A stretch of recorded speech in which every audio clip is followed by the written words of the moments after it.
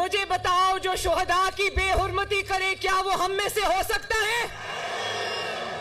جو شہداء کی یادگاروں کو آگ لگائے کیا وہ ہم میں سے ہو سکتا ہے؟ اور 9 مئی کو جب پاکستان میں ہوا، پاکستان کے طول و عرض میں ہوا، اس سے شہداء کے والدین اور وارثوں کی آنکھوں میں جو آنسو آئے، پوری پاکستانی قوم اس پر شرمندہ ہے۔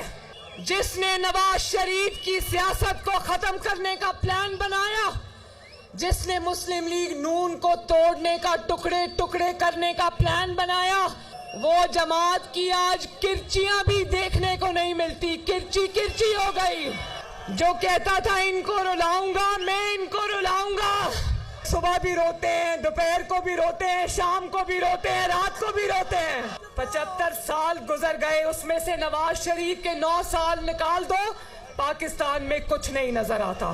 ترقی آپ کا حق ہے، اچھی سڑکیں، اچھے اسکول، اچھے کالج، اچھی یونیورسٹیز آپ کا حق ہے۔ اگر آپ کا دل یہ گواہی دیتا ہے کہ آزاد کشمیر کے چپے چپے پر ترقی کا کوئی بھی منصوبہ ہے، کوئی موٹر وے ہے، کوئی کارخانہ ہے، کوئی کالج ہے، کوئی سڑک ہے، کوئی یونیورسٹی ہے، اگر وہ نواز شریف نے بنائی ہے تو ووٹ بھی نواز شریف کا ہوگا انشاءاللہ۔